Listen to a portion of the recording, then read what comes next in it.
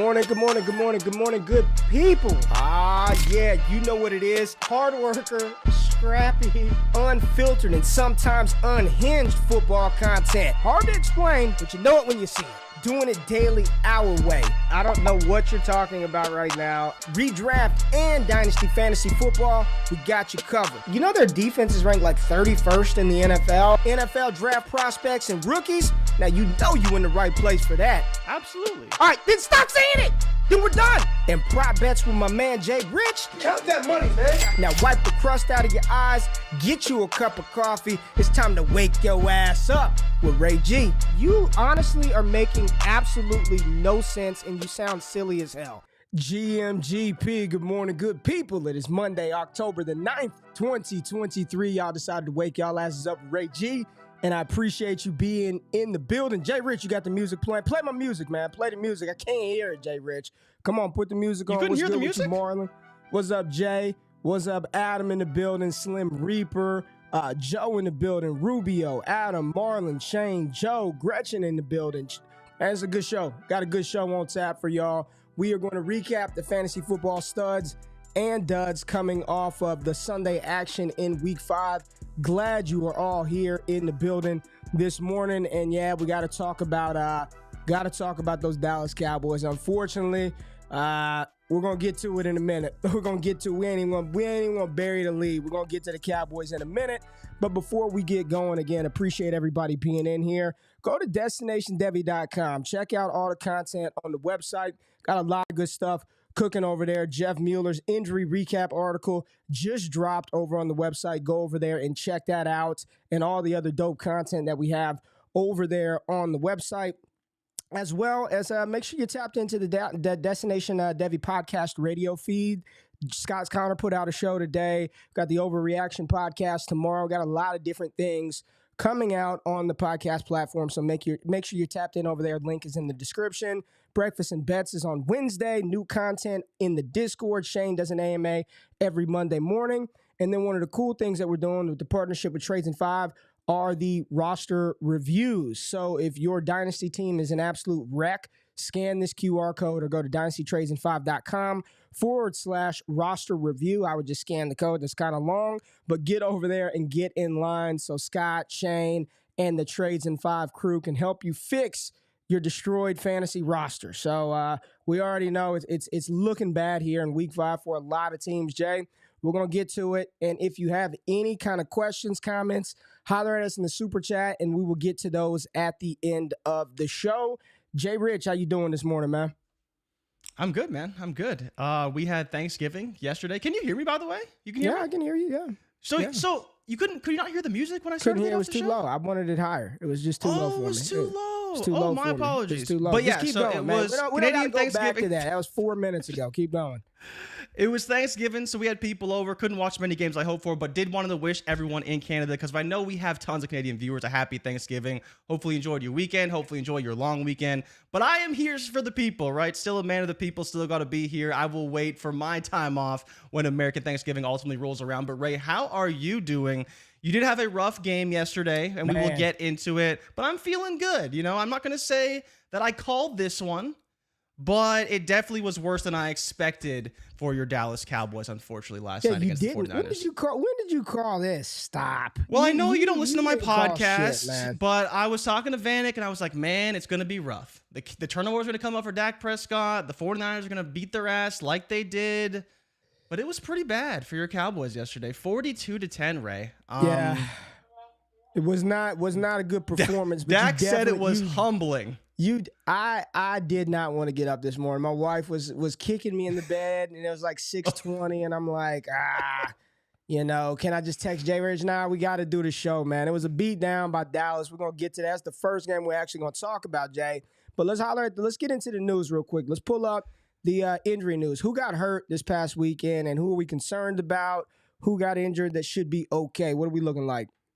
So we do have a really bad report on the injury front. So Anthony Richardson, right, suffered an injury yesterday. Once again, definitely concerns for him there. Man, I didn't even see this. I didn't even see this. Oh, It was man. confirmed. It's a grade 3 AC joint sprain. He's going to miss at least a month. So it is Minshew's season. You know, we talked about how Minshew played great in the one game he filled in for Richardson already. But once again, Minshew will be the starting quarterback for the Indianapolis Colts. Anthony Richardson will be out at least a month. You know, people are saying 4 to 6 weeks, but it is a grade 3 strain. They thought it maybe could be a grade 2. He missed only a game or two, but it was confirmed today that it's very likely to be a grade 3. He is going to be getting an MRI. But from what I've seen, every indication is going to be a grade 3, and no one expects the MRI to come up anything different because AC joint sprains aren't really diagnosed with MRIs. Daniel Jones has suffered a neck injury. It's not as bad as it was in 2021. He's iffy to play this week, but should be back for the following week. James Conner has a knee sprain. Jeff has him projected to miss potentially a week or two. Not expected to play this week, but we'll see how he ultimately recovers. We do have Khalil Herbert expected to miss a few weeks with a high ankle sprain. We never actually got an official report on that, but pretty much everyone around the league, Tom Pelissero tweeted it out as well after it happened, that he's going to miss multiple weeks, just wasn't confirmed high ankle sprain, but everyone expected to be. Roshan Johnson in concussion protocol right now, but with the game on Thursday, does have an opportunity to be back on Sunday with the extended time off due to the Thursday Night Football game, at which point, obviously, he would be the lead back, and we'd be pretty happy to see Roshan Johnson in that role. We kind of projected that early when he was drafted, but it would be nice to see it with Khalil Herbert missing multiple weeks. Justin Jefferson is going to get an MRI on his hamstring injury. A little bit concerning for him because we saw this happen the previous week where he did return to the game after what looked like potentially could be an Achilles injury, suffered a hamstring injury, did not return. We'll see what happens with him, but he could potentially miss some time as well. Zay Jones suffered another setback with his knee injury, obviously missed a couple of weeks already, re-aggravating his knee injury. So it's kind of uncertain what's going to happen with him going forward. Multiple re-aggravations of the same injury. What are the Jaguars going to do with him? We'll have to wait and see for testing on that. Tank Dell suffered a concussion in the second quarter of a game that he was playing pretty well in, but we'll see if he does come back. We know concussion protocol is going to be what it's going to be. Is he going to return this week? Seems kind of unlikely. You know, we've seen guys come back, but a lot of guys tend to miss at least 1 week, unless, you know, we saw from Jimmy Garoppolo, he's kind of one of the rare cases where they did return in the same week. Chris Olave is in with a right toe injury. No one really knows what it is. It was pointed out by Underhill, who was on the sidelines pregame. Noticed that Olave was limping around a little bit, but he did play, ran full allotment of snaps, ran the most snaps on the Saints, so don't expect him to miss any time, but something to monitor going forward. And then Travis Kelce has a low ankle sprain. He missed, you know, sometime during the game, ultimately came back, helped the Chiefs score a game-winning touchdown, and came back. All is fine there. But we do have to monitor his status because he does play on Thursday, but it is against the Broncos. So do they risk it? Do they really need him to play? Probably not. But I still think he's going to play because he knows that they need him to play in these games. So expect Kelce to play, but he could be slightly limited with this ankle sprain. Man, I thought, you know, when we went to bed last night, Jay, I was so locked into the Cowboys 49ers game, I wasn't paying attention to anything else. And then by like the third quarter, I was just in the bed watching TV. I was like, this is over. So I had not heard the AC grade 3 joint sprain thing for A. Rich, and I did not know he was going to miss a month of football. Jay, I was watching the old timeline, and a lot of people were, oh man, injury prone. He's only finished 1 game. Yeah. This even more so. I had said it in our Discord, Jay. I was like, I might try to go buy some A-Rich now that he's injured. I thought he's going to miss a week or two.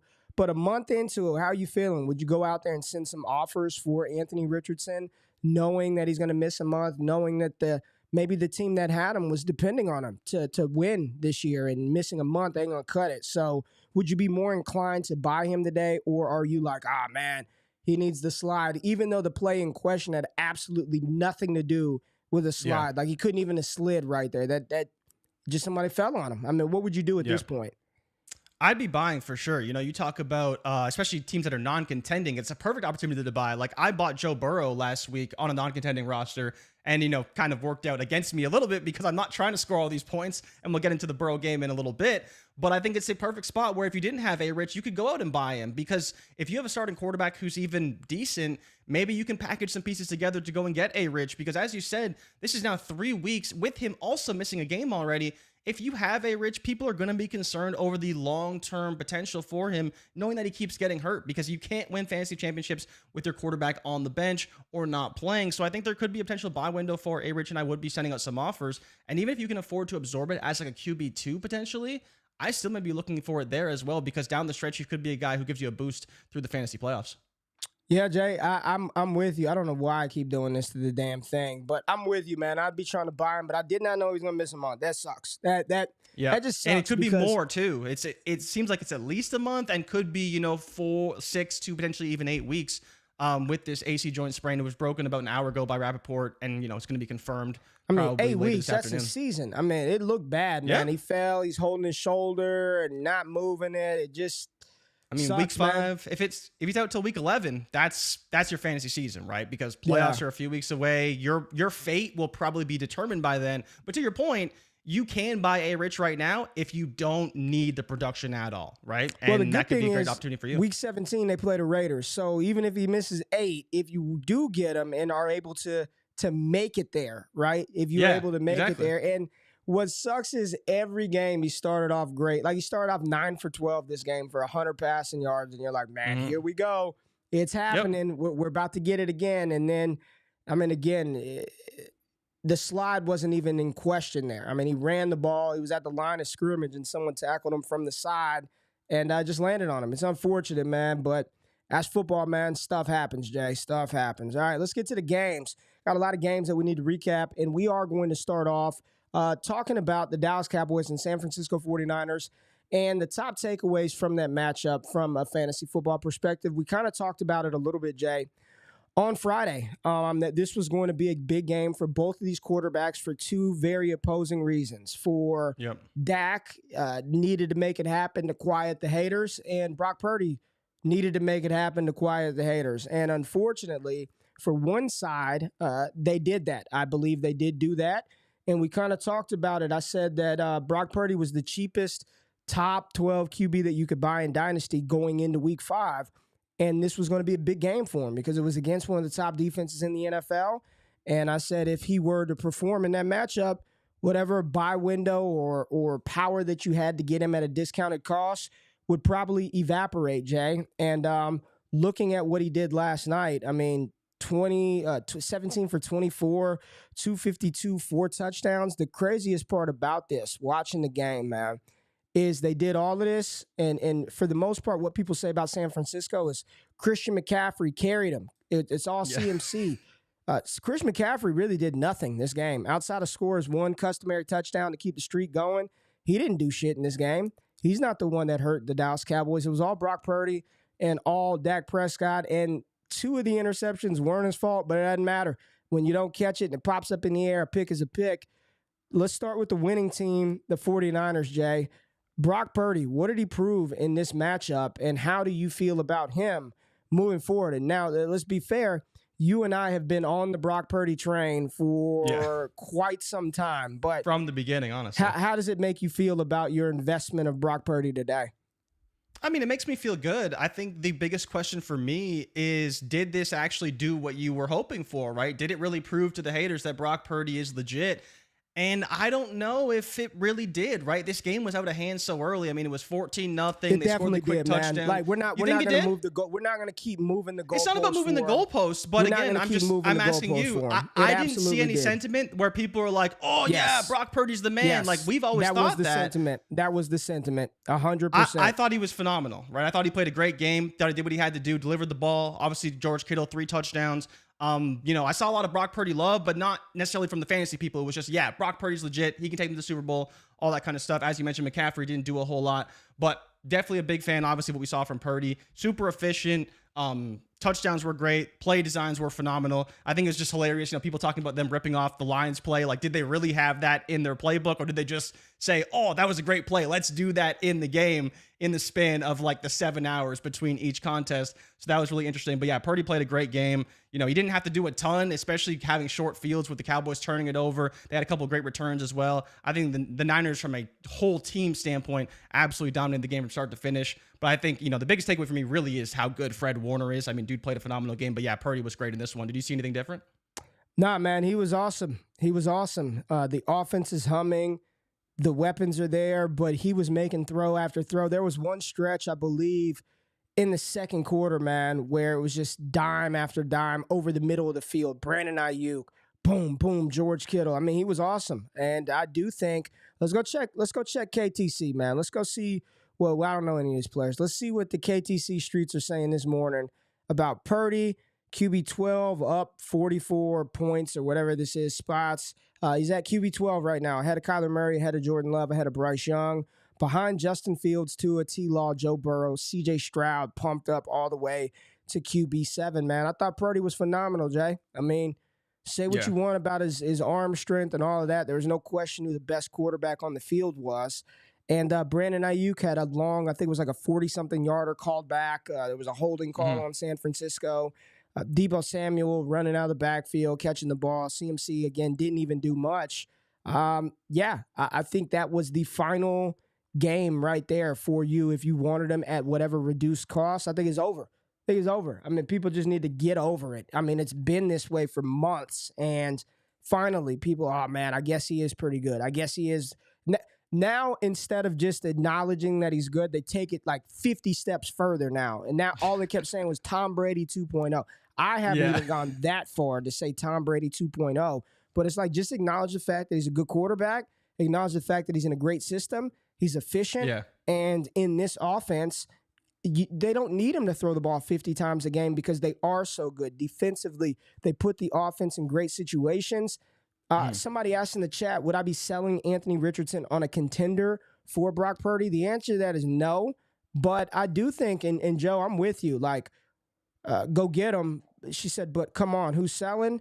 There's people that would sell. There are people. I'm sure there's lots of people selling. There's probably a lot, especially the fact that he's going to be. People don't play Dynasty with a long-term outlook anymore. They're looking at what can you do for me right now.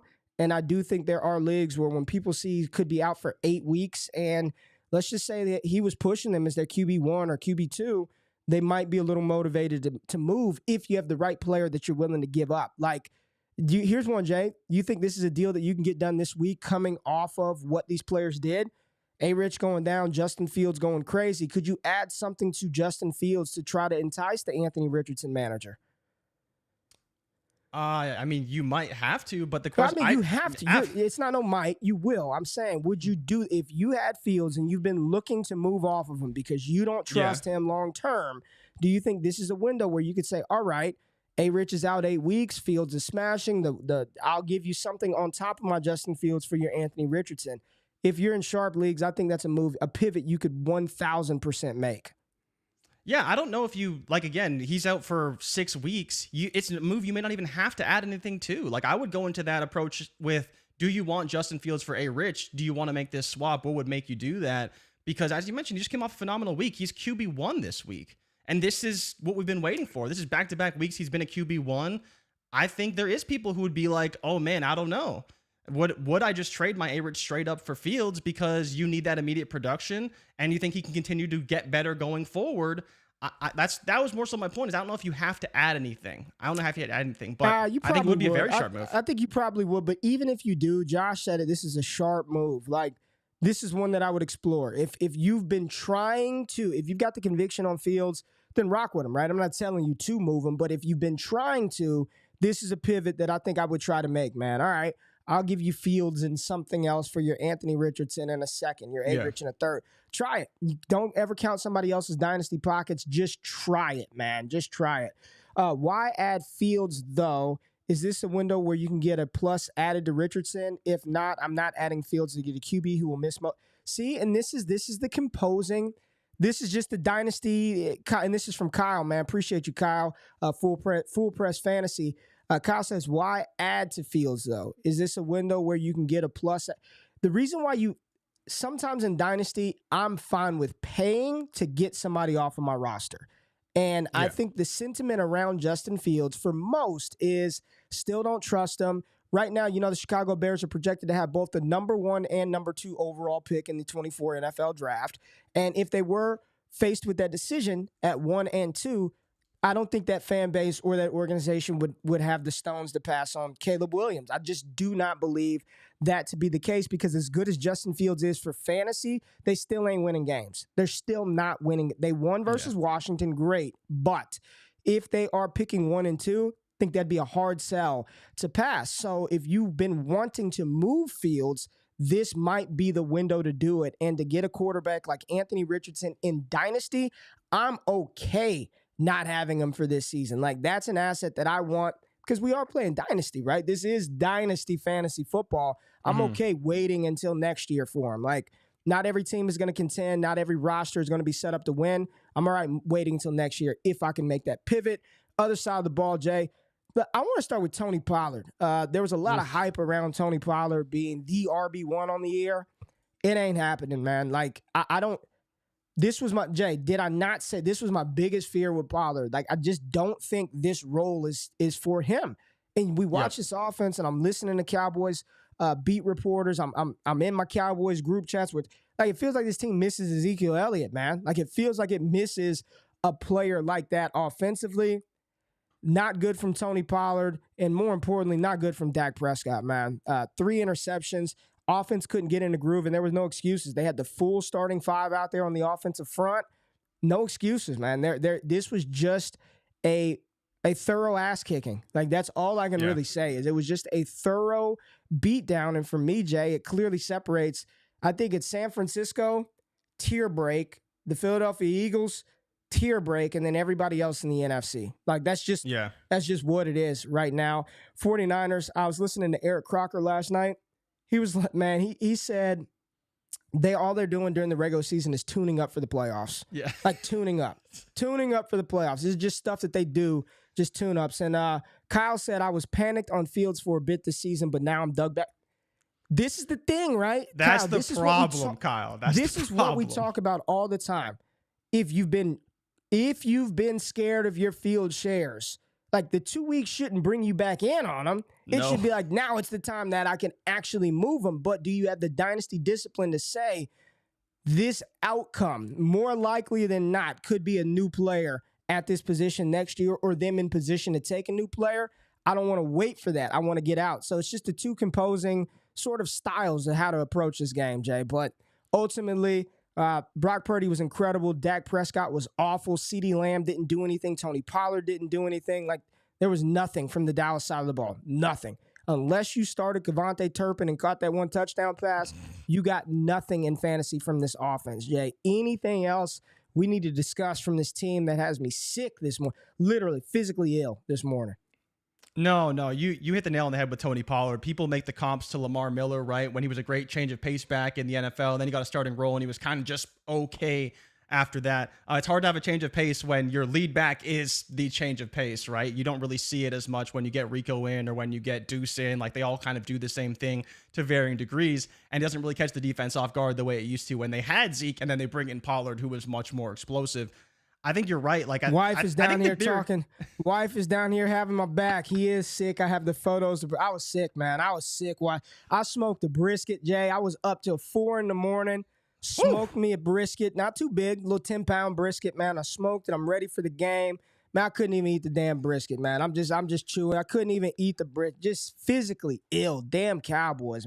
We got to move on, Jay. I don't want to talk about Dallas anymore. We can move on. Who's the next game? Where's the next play? Where are we going next, man? Right, let's go across the pond. Let's go to London. Let's go to London for a big game between the Jags and the Buffalo Bills. A lot closer than people were expecting. You know, was there a potential Bills hangover going all the way to London while Jacksonville's already there? Trevor Lawrence had a pretty good game, you know, especially on third down. He was really good. Did take 5 sacks, but 25 for 37, 315 and a touchdown. Made some key plays to Ridley. Travis Etienne was phenomenal in this matchup, right? 26 carries, 136, 2 touchdowns. Also caught 4 passes for 48 yards. He was dominant. When they needed a play, he was the one who made it. As you can see, baller of the week for Travis Etienne. RB1 just outpaced a couple of other guys. Zach Moss also had a phenomenal week, but Travis Etienne was really the main guy here. Christian Kirk was great. Calvin Ridley was great. Very surprising to do this to this Bills defense. Zay Jones was good. Evan Ingram was great. As I mentioned, Zay Jones did get hurt. But the most encouraging part for me really was Trevor Lawrence against a great defense. We always say, maybe you don't start your quarterback against the Bills. But I thought he was pretty good in this one. Their defense got wrecked in this game, man. Matt Milano going out early did not help. And then they lost. Von Miller went out. And I think there was another defensive lineman that they lost in this game. I think they dropped 2 D linemen. Matt Milano went out. So defensively, it was problematic very early.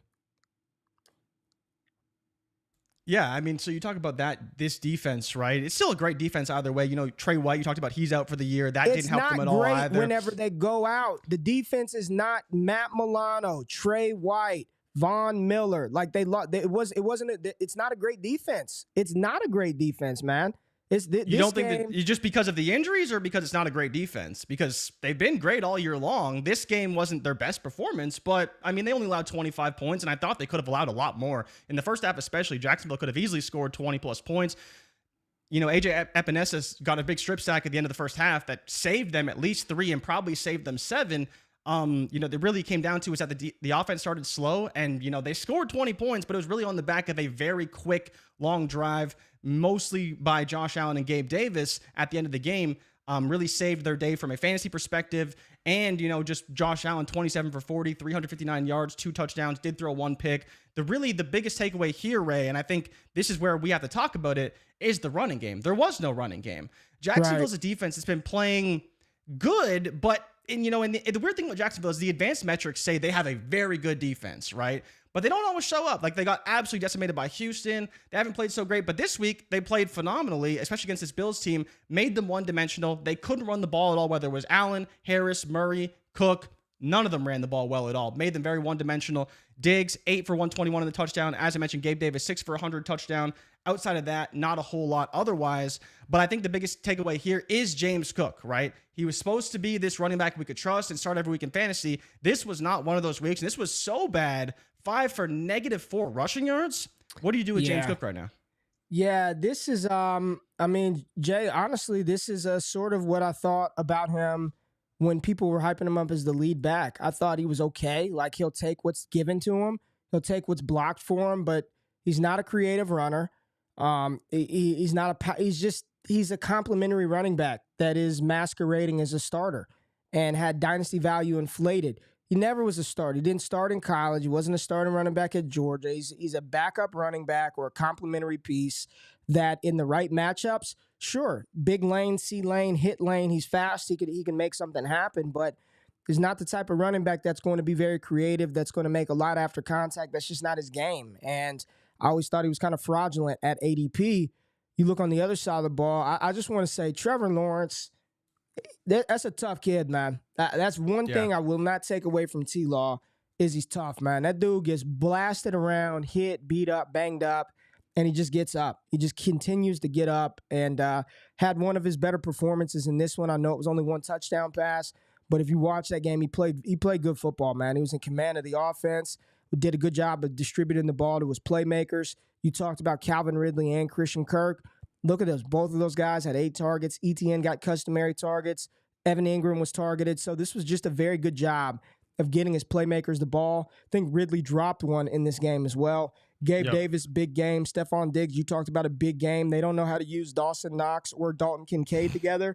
Buffalo just feels like Stephon Diggs, Josh Allen are bust right now, Jay.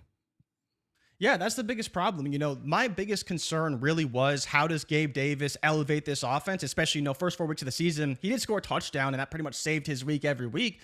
But, if it's not this big performance, how are they really getting better? And you just pointed it out. Like, Kincaid was drafted to be this guy that makes this offense better. He was a first-round pick. And he hasn't really done that. I don't think that's his fault either. Tight ends typically start slow. Not everybody can be Sam Laporta, right? And we'll obviously get into Sam Laporta.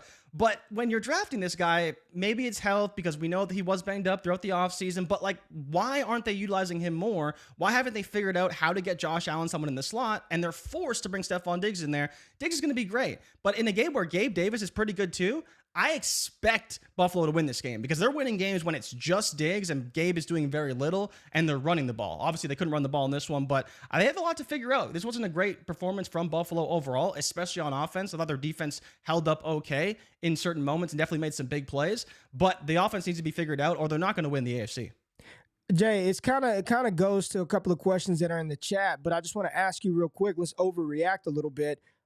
Trade James Cook. Are you out on James Cook in Dynasty? After, 2 kind of subpar weeks, are you out on him at his current cost? And I don't know where he's at. I'll take a look right now, and then maybe we can give the people some pivot options if you were trying to move.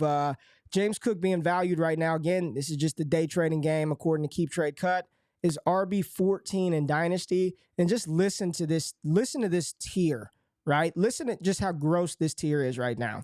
James Cook, Kyron Williams, Monty, B-Rob, Damian Pierce, Isaiah Pacheco, Javonte Williams, and Ramondre Stevenson. That's like the cluster right there of 7, 8, 9 running backs. Just low draft capital, could be replaced at any moment. With Pierce, with Pacheco, who looks good, Kyron Williams. Just a nasty tier, Jay. Just a nasty tier of players. So are you moving James Cook for anybody in that tier, anybody above that tier? What would you move him for? What would you take? I think that's a great question because, yesterday's price is not today's price. I think that's the biggest problem with that tier is a bad game like this from James Cook would, while his value is still at 15 or 18 or whatever it falls to on KTC, I'm sure a lot of people would value him closer to like RB30 or RB40 because he's already getting vulture for touchdowns. He's not very efficient. It's kind of just, is he catching enough passes to be relevant this week? Let me ask you this. Then can he maintain that value? Let me ask you this one. Let me put a couple of young rookie names to it and see if you guys would take this over James Cook, valued significantly lower, RB 28 and 29. Tajay Spears or James Cook? I think you want to take James Cook because of the offensive upside as a whole, not necessarily because I think they're a better talent. But Tajay is similar role on both teams. Josh said, is anyone actually buying running backs outside the top 2 or 3? Absolutely, because those are the kind of guys I can get thrown into a deal. 2 for 3, 3 for 4. Absolutely. Throw me in a Tajay Spears, throw me in one of those type of players into a larger package. It's a sneaky way to buy a player. Like, you're not going to go out and offer 1 for 1. Hey, come buy my James Cook. Got to package it up, man. In Dynasty, in order to get deals done, sometimes you gotta package things up to look a little different. You know what I'm saying? Like, you got to make them think that you're really working with something, and then by the time they actually get it, they're like, it wasn't really what I thought it was. You got to package it up right. Last one, James Cook, or would you bet on what could be with Roschon Johnson? Ooh. See, I don't hate that move. Like, if you're giving me, let's say, a third. Yeah, right? We're just using those as the 2 foundational pieces. There's some other stuff in the deal. I do like that pivot. I do like that pivot a lot because I think, to your point, you're getting someone who could potentially have a starter's workload. I think this is the biggest takeaway, whether you're looking at Kyron Williams, Zach Moss, James Cook, like, you still need to bet on the opportunities. And that's why David Montgomery was a phenomenal bet from the very beginning. It wasn't the fact that, they drafted Jahmyr Gibbs or this, that, or the other. It's that we know he's probably going to get 15 to 20 carries a game because that's what the Lions do with that role. And he's been successful doing that throughout his entire career. James Cook's never done that. They bring in Latavius Murray. They bring in Damian Harris. And you're like, well, those guys have actually carried a workload in the NFL. So there's no reason why they wouldn't get carries, why they wouldn't get some targets, because they have been good in that role as well. So you look at James Cook and you're like, well, he's the starter for now. And to your point, you were kind of out on James Cook from the beginning. He had a couple of good weeks, but now the script has completely flipped. No one wants to buy James Cook right now and to happily give me Roschon over the prospect of him starting this week and easily outpacing James Cook in value in a couple of weeks. You just have to package it up right. I think you just have to do it right. You can't just be like, here's my James Cook, give me your Roschon Johnson. Give me a second, right? Yeah. It's got to be a part of a bigger deal, Jay. But let's move on to the Giants versus the Dolphins game. 31-16. The Miami Dolphins 4-1. The Giants fall to 1-4 on the season, Jay. Did you see old fantasy receipts? Got old GQ, man. They found the video. Self-submitted. I sent them the video. They put it up. I just had to get it out of the way because I knew it was about. It's the Eminem 8 Mile approach, man. You go ahead and get yourself. You blast yourself first. That way, nobody else can say it. You got to get ahead of it, man. You got to get ahead of it. Control the narrative, Ray. That's good PR. I like that. I'm telling you, man, it's all about controlling it. I'm not letting anybody control my narrative. I got to control it. But, man, there is no control over this situation, Jay. The Giants are awful. And the Miami Dolphins, honestly, like, Tua didn't play great this game. He didn't play great. No. Tyreek Hill was incredible. Devon Achane is incredible. Raheem Mostert is fast as shit. And the Giants can't block, Jay. Daniel Jones finally it caught up with him, was injured looked like a bad kind of crunch up that he got towards the end of the game, suffered 6 sacks. They brought Tyrod Taylor in, and wouldn't you know, he damn near got hurt on the first couple of plays when he was out there behind that makeshift offensive line. They can't run the ball. They don't have any weapons outside of Darren Waller. Jay, if you're Saquon, why would you even... Somebody had tweeted me, man, because I was like, this Giants team is bad. Somebody tweeted out, Jay, the Giants should do Saquon a solid and just trade him. Like, just get him out. Just get something for him. Trade him. I don't know how all of that stuff works, But this team is bad, and I did not think that if they were going to be this bad, no way anybody would have pumped Daniel Jones. But this Yeah. is insane, man. Like, they can't do anything offensively, Jay. They've got one touchdown in the first half of an NFL game this season, and it came off of a pick six this game. Yeah. What do you do with this? What do you do with any of the Giants? Daniel Jones, Saquon Barkley, Darren Waller. Like, what are you doing with them at this point?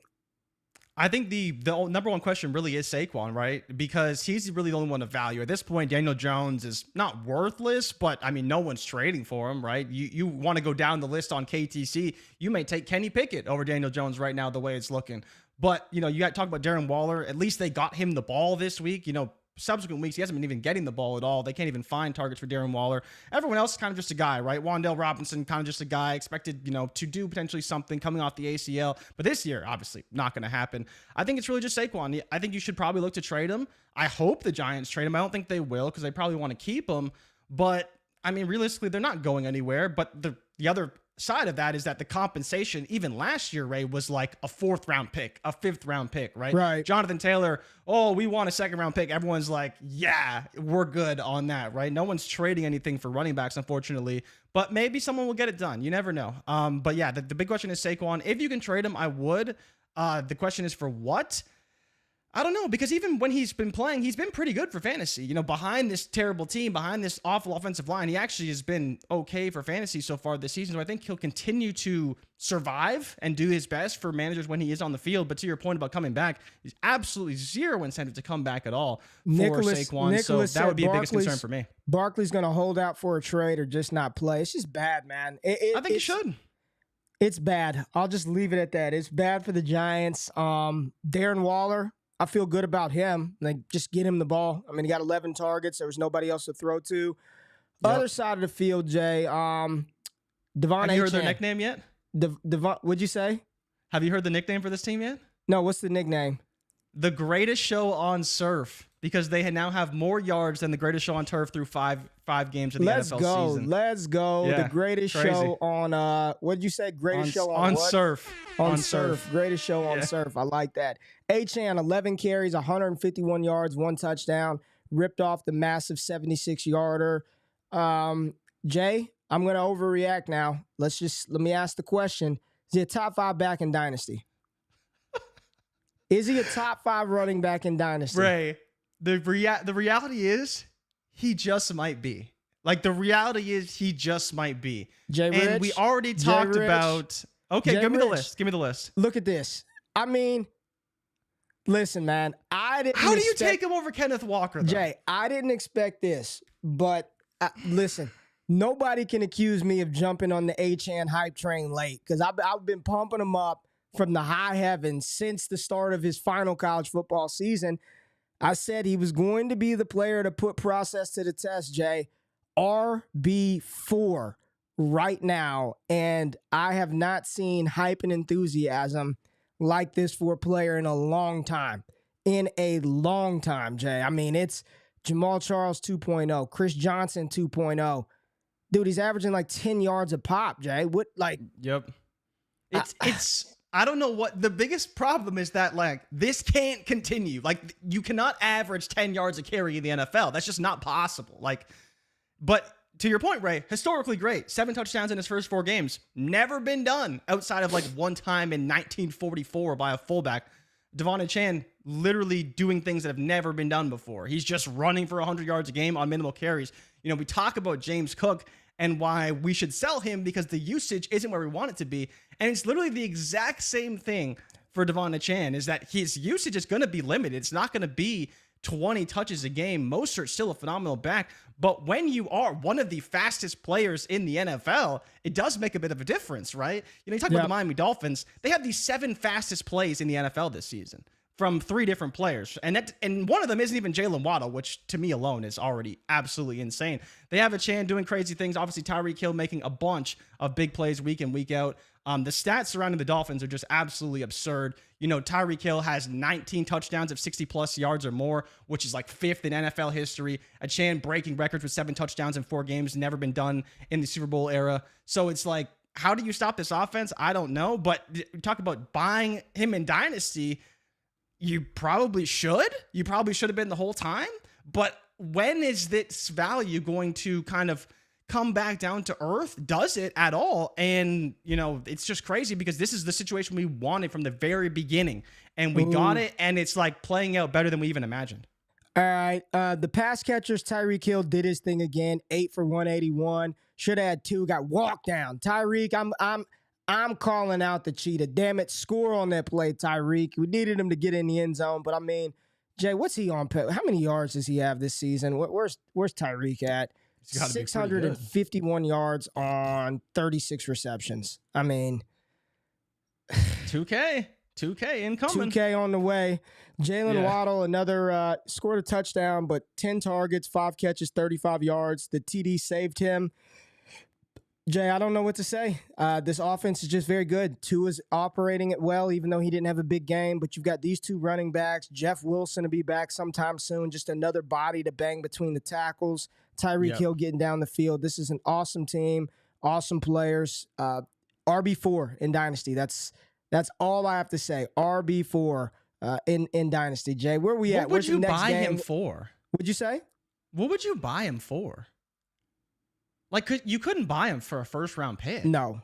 Would you pay more than that? You'd have to give up 2. Would I pay more for it, depending on where those are projected? Probably. I mean, I want that player. I mean, he is the guy. Any given touch, 76 yards today. I mean, he's just faster than everybody else. Only 12 touches for 165 yards. And the scheme is incredible, Jay. It's kind of like, isn't it interesting that everyone from that Shanahan, McVay coaching tree, those offenses are thriving. Like they're so even Houston. They're so creative, Jay. Houston with Slowick, what's his name? Yeah, Bobby Slowick, yeah. Bobby Slowick. The Rams, you see the creativity for getting all their weapons involved. The Niners, the Dolphins. Like, you look at this, and then you look at the Dallas Cowboys line up in single back and I formation and just try to run 26 dive, try to run a counter play, run it. Just doesn't work, man. It just does not work, Jay. So, unfortunately for the Giants, I don't think this is getting better anytime soon. If Daniel Jones has to miss extended time, not good. And their schedule is just absolutely brutal. Their upcoming games, not good for the Giants, Jay. Where are we at next? I think we're at San Francisco. Not San Francisco, but the Panthers and the Lions. Let's go Panthers-Lions. Panthers-Lions. What do we got in this one, Jay? We had a phenomenal performance from the Detroit Lions, right? I was definitely wrong on this one. You told me not to fear starting anybody on the Lions offense. You said start Sam Laporta. Obviously, we're starting David Montgomery. You said you had no fears over Jared Goff. Thought the volume would be a little bit lower. 20 for 28, 236, 3 touchdowns. Montgomery still got it done on the ground. 19 for 109 in the touchdown. Even Craig Reynolds, Ray, got involved late in this game because the Lions were absolutely blowing out the Carolina Panthers. I mean, no real surprise there. The Panthers are god-awful. We saw Sam Laporta score 2 touchdowns on only 3 catches, which was great. Reynolds got in the end zone as well. Khalif Raymond filled in for Amon-Ra St. Brown. He was ruled out, which we didn't talk about on Friday because he wasn't. Jay, real quick, Jay. Hold on. We gotta go back to. Hey, you know how many people gave me shit over my HN ranking this week?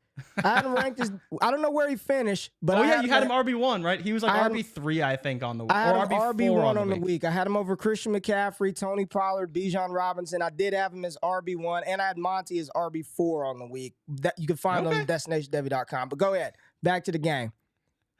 So it was just a beatdown. I mean, the Panthers scored some points late in the game. Absolute beatdown by Detroit. Aiden Hutchinson's pick was just ridiculous to come off the block and make that one-handed interception. Yeah, the real story is Detroit. They're just humming on offense. Ben Johnson's doing a phenomenal job with this team. I think integrating a player like Sam Laporta is just, it says a lot about the team as a whole. Sam is obviously, he's a great player. Like, Laporta's always been a great player, great talent, but it just isn't something you see from the tight end position. And I think it really is a bit of a credit to the coaching staff to integrate a player like this so easily. Laporta's still doing great in the run game and blocking, and they're scheming up plays for him like we saw on his touchdown. So good, man. There's a lot of great things for Laporta. I think the question, Ray, for me is he the dynasty tight end? That's the overreaction. Because I was arguing with someone about Laporta. He was arguing that he's going to be kind of like the new Mark Andrews. And I was like, well, I don't know, because in this offense, can he really sustain this over the long term with Amon-Ra being there and, Jameson Williams projected to be on the team and potentially adding weapons as well? But, I mean, when you're getting schemed up this much for touchdowns, then, yeah, you're going to be pretty damn good for fantasy football and probably a top 3 at least tight end going forward. But can you make the case for tight end 1 right now? Absolutely. Absolutely. Absolutely. Absolutely. You can make the case. If you're doing a dynasty startup today, right now, and the first tight end off the board was Sam Laporta, I wouldn't bat an eye. Because Travis Kelce's very much team dependent from a roster standpoint. From a roster construction, you're not doing a damn dynasty startup and trying to have a young, youthful team and drafting Travis Kelce. You're not doing it. And we'll get to Lamar and the Ravens in a minute. We'll get there in a minute. This game, Josh Reynolds filling in. What's his name was back. J-Mo was back. And Was he back? Dude, he dropped his first target right in his hands. And I don't know about J-Mo.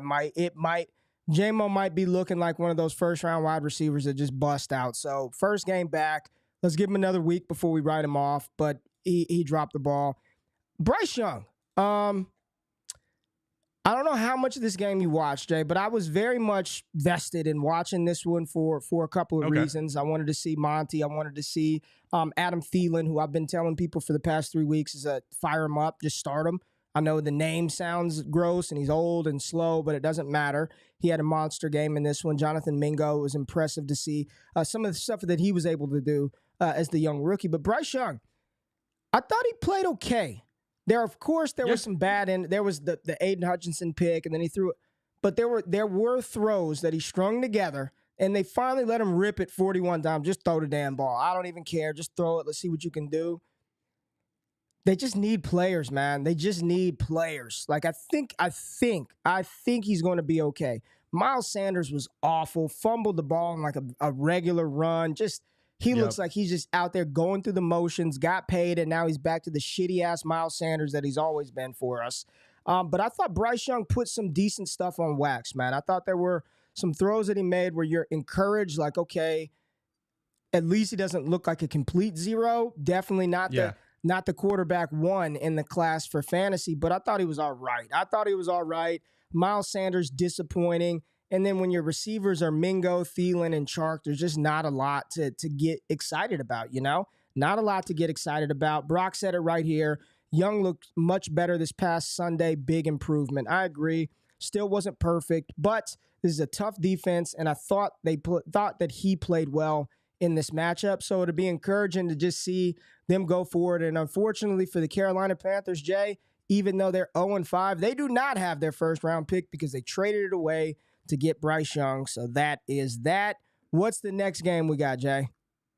We got Titans and Colts on the docket. Ray, a pretty surprising game as far as I'm concerned, because I was not expecting the performance that we got from Ryan Tannehill. Every week we talk about Ryan Tannehill because it's like, what is it going to be this week, Tannehill? Are you going to be good?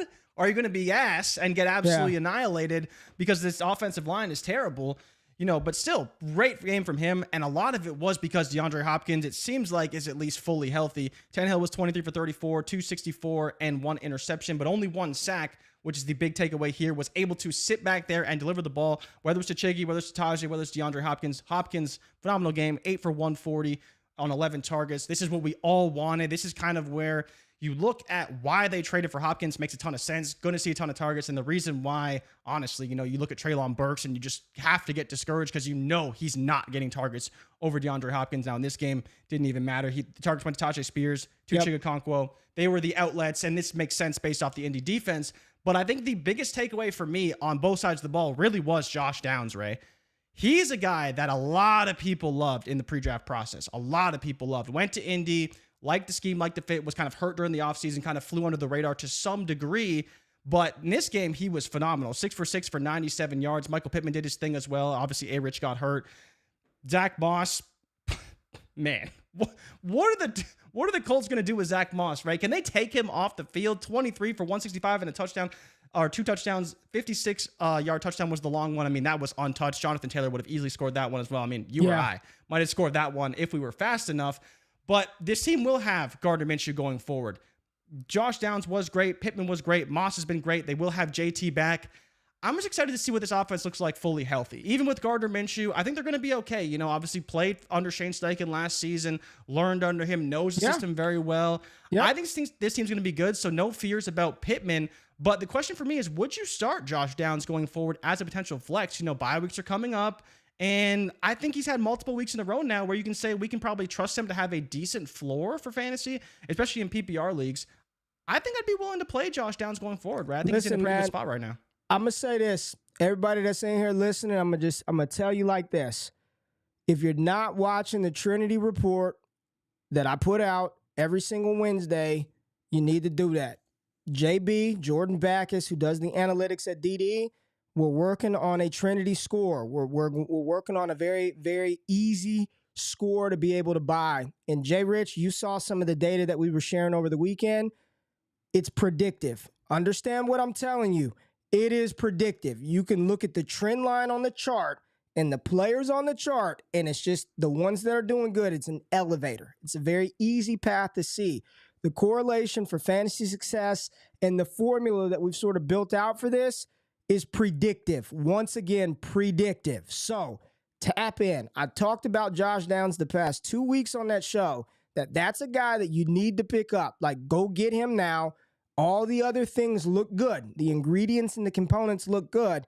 And when it all lines up, that's what you get. You get that type of performance. Now, it was very efficient performance because he caught all 6 of his targets. Yep. I've been talking about Josh Downs, and I'll continue to talk about him because, again, the ingredients and the components for not full Trinity, but close to it, they're there for Josh Downs. I thought he looked really good. Michael Pittman had a good game as well, another 5 catches for Pittman, had a couple that he probably could have had. You see the 7 targets. There was one in particular. I was like, man, to get it right on him, he would have caught that ball. But Zach Moss, Jay, you look across the NFL, and there's committees everywhere.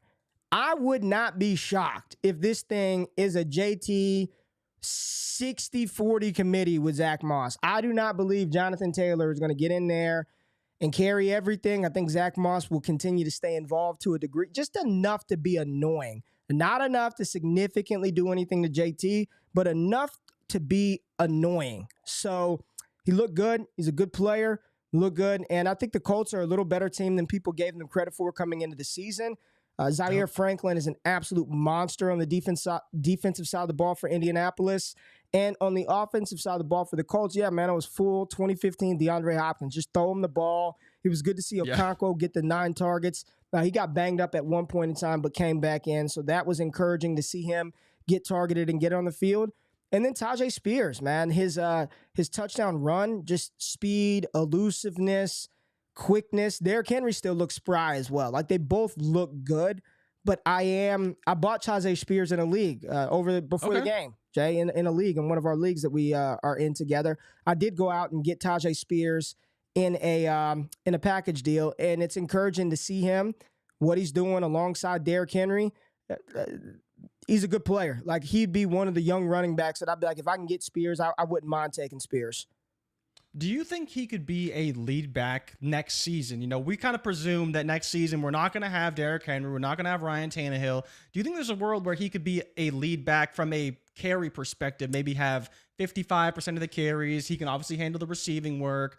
Do you think that's a role that he can take over in Tennessee heading into next season? Now, obviously, they'll probably draft a running back that's big, right? You know, Tajay Spears isn't the biggest guy. Right, but do you think this is a role that he can have to be, like, fantasy relevant going into next season? I don't know, but can he be Aaron Jones? Maybe he doesn't need to be the 23 carry kind of guy, but can he be Aaron Jones? No. And that's the name that just popped up, but I think he could be like that, be utilized like that, have that type of impact. You saw him get involved in the receiving game. They're trying to we might be looking at another version of Aaron Jones, and we got to see him up close and personal, Jay. I mean, he was good at the Senior Bowl. He was very good. He was very good. That's what I'm going to say. He was very, very good, Jay. Let's go to I don't have any overreactions for this one, to be honest with you. It's Anthony Richardson, right? Unfortunately. And then I think, to your point, JT, they said they're going to work him in over the next month. I'm not worried about JT. I'm not worried about JT. Not worried about him. It'll take some time for JT. But to your point, Zach Moss probably will be a thing, unfortunately, going forward. He's just too good not to be. Yeah, he's pretty good. I think he's going to continue to be involved in the offense. Let's go to the Baltimore-Pittsburgh game, Jay. Baltimore-Pittsburgh. Oh man, is that the I mean, woof Ray. woof sounder? Is I mean, that Ray. bad? What do we gotta say, man? Yeah. Credit to the Pittsburgh Steelers. I don't want to take anything away from Pittsburgh because for what this team is, they played their asses off. Like they really did. The defense showed up in every single way they needed to. TJ Watt was phenomenal. The back end was great. I mean, they could have allowed a few more touchdowns on the back end, especially. But, you know, you see Lamar Jackson at the podium, 22 for 38, multiple drops from the receivers, bad reads down the field by the receivers. Man. Zay Flowers just dropping the wide ball open, left dropping and right, passes. Man. Rashad Bateman dropping touchdowns.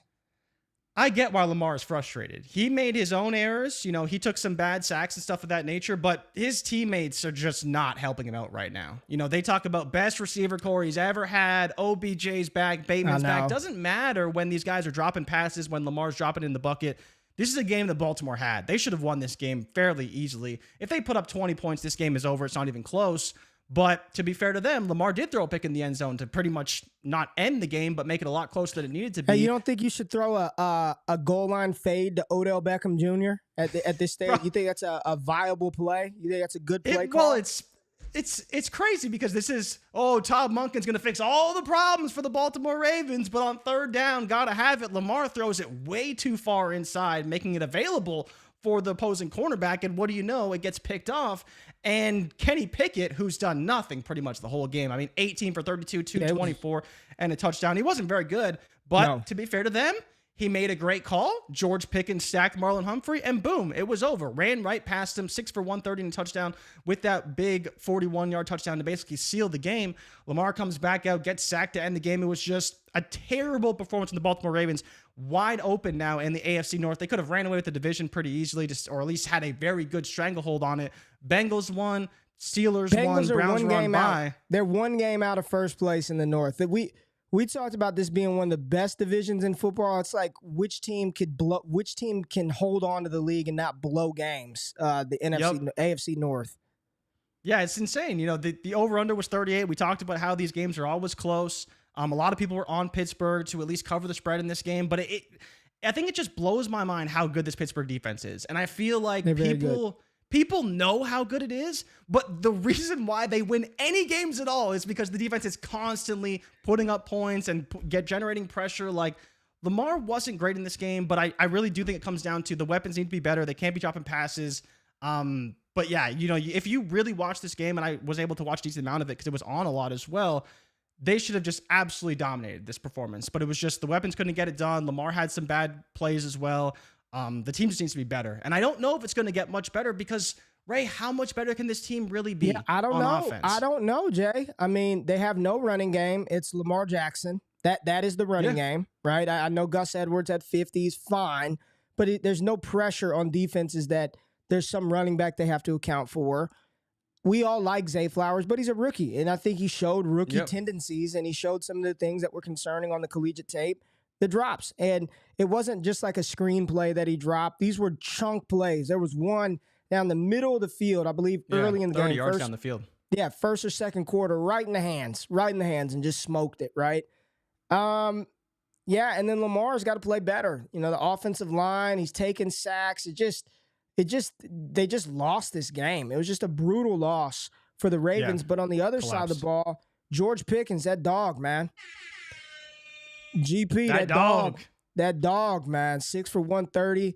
And he has been popping up weekly in some Trinity stuff. And I'm pretty sure that after this game, this will definitely help move his score up some. George Pickens, big game.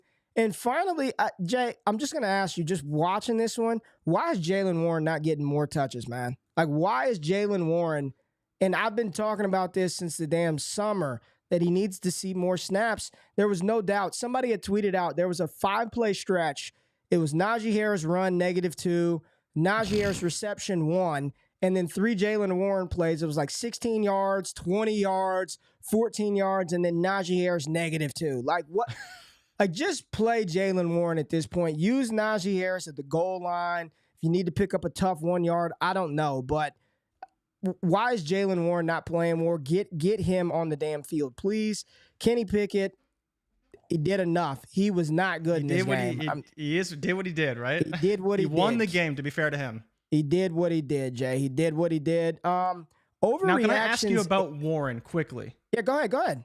Is this a Tony Pollard situation? Because we've been on record, you've been on record saying, well, it's clearly not working out, right, for Tony Pollard as the starter.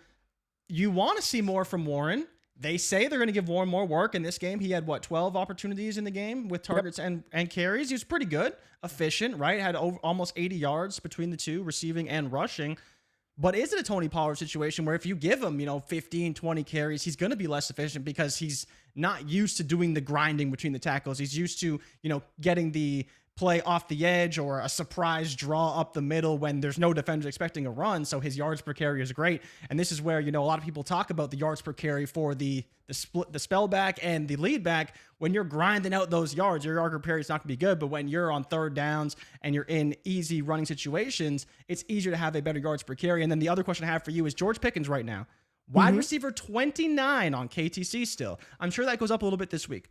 But how do you feel about Pickens going forward? Do you think he will be the lead dog when Deontay comes back? Because right now Deontay is hurt, so there isn't that fear of target competition. But he's been pretty good, to be fair to him. You obviously get into that on the Trinity Report when you go through that. How is Christian Watson at wide receiver 23? Like, how?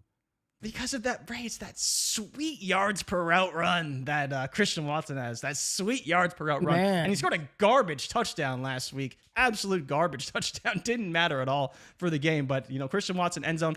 Yeah, you talked about Romeo Doubs, but how do you feel Pickens? Listen, I'm just saying it. I'm not just saying it to say it. Like, we ran the data. We ran it back to 2017. The things, and there's some other things in the Trinity. I just give the basic main three to kind of make it simplistic, but it's predictive, and George Pickens has been flashing constantly inside of that. So, yeah, is he going to be the lead dog? I don't even know if they'll need to throw the ball like that, moving forward. But I am encouraged. It was a good performance by him. So, yeah, it was encouraging performance. Let's go to Atlanta and Houston, Jay. Let's talk about the matchup between C.J. Stroud and Bijan Robinson. Another wildly entertaining game, and, we were tapped in for the most part. The Houston Texans are a good football team. They are a good young football team, upstart team, and the Atlanta Falcons came back and got it done, Jay. 3-2 on the season. Let's start off talking about the quarterback, Jay. Desmond Ridder. Let's give him his props, give him his love. Hit the air horn for Desmond Ridder, The disrespect off the jump when you said Stroud versus Bijan Robinson, and Desmond Ridder came out here 28 for 37, 329 yards and a touchdown, and ran one in. What are we doing, right? I'm talking about what the people expected going into the matchup with Stroud versus Bijan, and it ended up becoming Desmond Ridder's world in this matchup. Jay, give us what old Ridder did for the people that are listening and not watching. Yeah, 28 for 37, 329, and a touchdown. Also ran in a touchdown as well on a great play design. This is the problem with Ridder, is that at home, he's actually pretty good, right? Still undefeated at home. Mr. Desmond Ridder never lost a game at home. And I talked about that on the show, how for whatever reason, doesn't make any sense, he plays much better at home than he does on the road. Maybe it's the turf, but even though he didn't play that well in Detroit. But so for whatever reason, he plays well at home. But the bigger thing, Ray, and I think this is where this game is crazy, because Kyle Pitts, he got the ball. And if you look at his route chart, everything is running to the left. Every single route he ran was to the left, and part of that is because of his MCL injury. It's less stress on his knee, but 11 targets, 7 receptions, 87 yards. Drake London didn't catch passes for 3 quarters, but when they needed it, they got it to Drake London. I don't know if you saw the play. Yeah, first pass he caught all game, and he's like losing his damn mind. Yeah, he's like, I caught a pass, right? He's like going crazy. It was a great catch, and it was, strong hands through the catch point. But it's like lost his damn mind that he finally caught a pass. And then what do you know? Ends the game with 9 targets, 6 receptions, 78 yards. Jonnu Smith, 7 targets, 6 receptions, 67 yards. Tight ends, baby. Arthur Smith and tight ends. Dude loves himself some tight ends. Loves himself some Jonnu Smith. Kyle Pitts got involved in Drake London. Ray, how could we be mad about this performance from the Falcons? They won the game. Desmond Ridder was great. Let me tell you why they're mad. They're mad because Desmond Ridder and the Falcons won the game, and they want to see a QB change. Well, Jay, if they keep grinding, so far. They're going to keep grinding out wins like this. Where are they going to change to? He's got to probably be pretty bad multiple weeks in a row for that. This just proved Arthur Smith, I'm a genius. I know what I'm doing. We you know got he it has done. next week, right? Who do they got? The Commanders at home. There you go. Easy game. Easy game for everyone involved. Ritter was awesome. Like straight up, Ritter was awesome. 329, 1 touchdown, no picks, no sacks. Utilized his legs, and he spread the ball around to the playmakers. Pitts with 11 targets, London with 9 targets, Jonnu Smith with 7 targets, consolidated targets. Now, Bijan Robinson did not do much in the receiving game. He had a sick one-handed catch right by the goal line to score a touchdown. But what's interesting is the run game has not really been going this year. I mean, both Bijan and Algier struggled with finding room to run. Like, there was just nowhere for them to run up front. They did not do a good job of opening up holes. Both of those guys had 14-plus carries, and both of those guys had 40 yards, long of 13 for each of them. So running game was not really effective in this one, but it didn't need to be. Desmond Ridder was awesome. C.J. Stroud set an NFL record for the most pass attempts to start a career without an interception. He actually looked mortal in this one. I think this was it was a good performance. It wasn't a bad performance. It just felt like a rookie performance from him, but did throw a late touchdown pass to Dalton Schultz, did put a lot of good stuff on tape, but his first kind of just looked like a rookie out there, but a really good rookie. I'll just say that. Like, he was not bad at all, but probably his first kind of just welcome to the NFL moment. It was a good defensive matchup for him, but Stroud did his thing. Dameon Pierce still commanded it out of the backfield. Tank Dell played well to the concussion, and Nico Collins, the AJ Terrell shadow monster, all over Nico Collins, so he was kind of neutralized in this matchup. Any big takeaways from me, Jay? Nothing really from this one. Are you more in on Desmond Ridder? I don't think either of us are going to go that far to say that we're more in on Desmond Ridder, but let me just ask you, is the panic subside? Has it subsided from Kyle Pitts? Are you finally panic-free from Kyle Pitts? I wouldn't say I'm panic-free, and, obviously the Commanders matchup is good, so the outlook for Kyle Pitts is great right now, but we'll see, right? It was definitely the best performance of the year on all fronts. People want the running game, but D'Amico Ryan schemed up a great defense, and they completely stopped the running game. He said, Desmond Ridder beat me, and what do you know? He did, right? So I don't think that Houston expected that at all. But yeah, I'm not too worried on that front. I think that John was going to continue to be involved. He got the early targets, and Pitts kind of got involved a little bit later in the game. Same with London. My biggest takeaway, honestly, is Tank Dell. I talked about it on the show on Friday. Tank Dell should have had a monster game in this game. He had 3 catches, 57 yards in the first half. He probably would have been well over 120, 130 yards. And I think that Stroud really missed him in this game. Talk about the explosion on offense. They need that. And when Nico is shut down, they need a player to kind of fill that void. And it would have been Tank Dell. Obviously was lost due to concussion. But, oh no, Ray. Did you pull up this game for me? This Saints Patriots beatdown? We got to get to it. New Orleans Saints beat down to the New England Patriots 34-0, Jay. Derek Carr, week 2 after his AC injury that had us encouraged that Ridge would only miss a week, but no, it sounds like damn 6-8 weeks you're talking about. Derek Carr, 2 touchdowns. Alvin Kamara, the bell cow. I know Kendre Miller got 12 carries, but this was after they pulled the starters. Mop up duty, in the damn third quarter, it felt like, towards the end of the third quarter. But this all came late from Kendre Miller. Alvin Kamara got all the work out of the backfield for the majority part of the game. Michael Thomas was the leading receiver. Chris Olave, it was reported that he was dealing with some sort of ankle injury before the game. Scored a touchdown, but outside of that, did not do much of anything. On the other side of the ball, Ramondre Stevenson has done nothing this year. They have no wide receivers that you can count on. Hunter Henry went for a goose egg. Ramondre Stevenson, nothing in the receiving game. This team is broken offensively. And, Jay, I'm going to just call it out. I blame Bill Belichick, man. I blame Bill Belichick for what we're watching. And I think for 18 years, they had the best player to ever play football in Tom Brady on the field that just masked everything. They really haven't had to develop a quarterback. And I know you can point to Matt Castle and Jimmy Garoppolo, but we saw once Matt Castle got his deal and he went to Tennessee, he was just a guy, right? Like, he was just a regular old quarterback. Yeah. You look at New England, and I just look at Kendrick Bourne, Pop Douglas, who got hurt in the first quarter and still was second on the team in Think about that. He got hurt like the first couple of drives, and he was still the second leading receiver on the team with 1 catch for 24 yards. Devontae Parker is cooked. Mike Gesicki can't do anything. Juju is cooked. Like this, how do you succeed Like, honestly, you look at this offense, how it's built, the offensive line, the weapons. You go to the Giants, you look at that offensive line and how do you succeed? How does anybody succeed in this? And I see people talking about, bring in Caleb. Please, I don't wish that on Caleb Williams. Don't send him to New England. I don't want to see that happen, man. There's no world in which anybody could be successful in this situation. Mac Jones, 12 for 22, 110, 2 picks, awful. Sacked twice, benched for the second week for Bailey Zappi, who was also awful, right? What do you do? Like, what do you do with this situation, Jay? I mean, Ray, there's nothing you can do. This is the situation that Bill Belichick, he manifested all this. He is the coach. He is the GM. He's the GM. I remember when Bill O'Brien was going to fix Mac Jones. Well, that's a good one because who can fix Mac Jones when this offense is terrible? You know, everyone blame Matt Patricia. I don't think we can confidently say this offense is any better this year than it was last year. And part of that is due to the fact that they didn't add anybody on offense. When you have, like, Ray, when you are losing Nelson Aguilar and it is noticeable, that really says how down bad your team really is. Like, Nelson Aguilar is not a phenomenal receiver, but he still had receiving yards in this contest against the Pittsburgh Steelers this week for Baltimore. He would have been a benefit on this team this year. They wanted to let him go. Okay, fine. But you don't replace him with anybody. You signed Devontae Parker, who clearly can't do anything on offense. He had a good game the past couple weeks, but this week he couldn't do anything. Saints defense is great.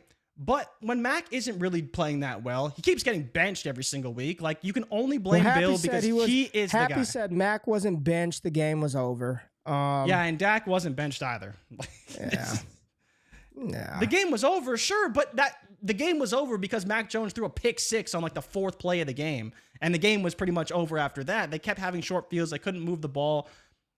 I mean, there's no takeaways on offense. You don't want anybody on the Patriots offense. And if I could sell Mac Jones for a second-round pick right now, I probably would, because where is he going to go to be fantasy relevant? He's probably not getting traded. Well, they could bring in a quarterback, which one he's the backup. If you get traded this year, you're not doing shit. Like, you get traded, you just sit on the bench behind whoever's been there. So this is just what it is. It's a bad offense.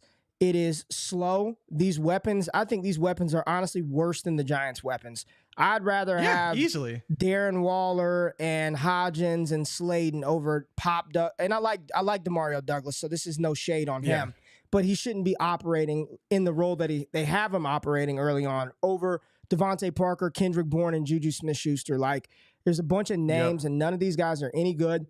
New England stinks. Ramondre Stevenson can't run. The offensive line is bad. It's just a bad team. It's a broken offense in a great division, and I don't trust them versus just about anybody coming up. They're 1-4, and I believe right now they are slated to have the number 5 pick in the NFL draft at 1-4. They are 5th right now. So in this order, Ray, Carolina, Chicago, Denver, Minnesota, New England, Arizona, and then the Giants, and then Vegas is 1-3, probably going to be 1-4 after tonight.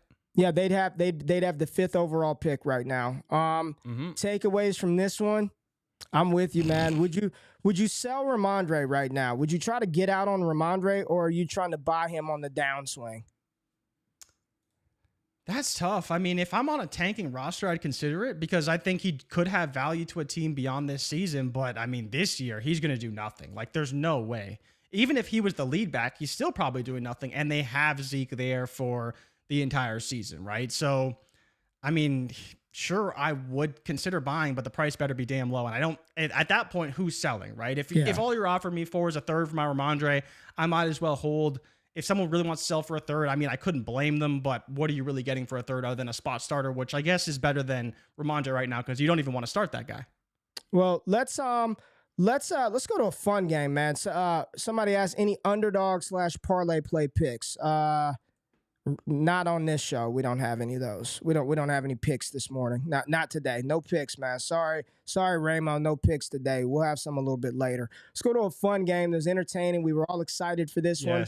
The Eagles and the Rams. And as far as the point total, it did not live up to the scoring bonanza that we expected. However, this game was all about Cooper Kupp, Jay. This is really the Cooper Kupp, Puka Nacua. How would they thrive together? How would they work together? How many targets would Kupp get? And more importantly, how many targets would Puka Nacua get? And early on, the buzzards were out, Jay. Puka's dead. Look at that. Yeah. Kupp had 5 catches in the first drive? He had 4 or 5 catches in the first damn drive. I know the first quarter he had 5 for 56. It was looking like it was the old Cooper Kupp show. But then after a while, once the offense started to slow down and they got out of their initial, that every team scripts the first 10, 15 plays, scripted plays. So you kind of knew that. Once they got in the flow of it, Puka Nacua got involved, Jay. I think both of those guys had 11 plus targets for both players in the 11 matchup. and 12. Yep, Kupp had 12, Kupp had 12, and Puka Nacua had 11. Puka scored a touchdown. Tutu scored a touchdown early. I think he was the first TD of the game. But Kupp 8 for 118, no touchdowns. Puka Nacua 7 for 71, 1 TD on 11 targets. Higbee 3 targets. Atwell 5 targets, and Kyren Williams, we saw his target share dip significantly with the return of Cooper Kupp. So what are your biggest takeaways from the Rams, Jay? Puka, easy wide receiver 2 going forward. Easily, right? People talked about he could be the Robert Woods replacement. He is. It's very clear. Cooper Kupp is probably still going to be the guy. Yes. But, we may even see a co-alpha type of situation. I'm not going to say that's going to happen every game because Kupp's still going to have his monster performances, as you saw, 8 for 118. He looked great. And when they needed plays, Matthew Stafford went to his old friend Cooper Kupp, and it worked out pretty good for him. But to your point, Puka Nacua made some plays as well and could have even had a bigger game than what we saw. So I'm definitely all in on Puka. I think you should be too. Even at, what is he, wide receiver 19 right now on Keep Trade Cut? Let me see where old Puka Nacua is at.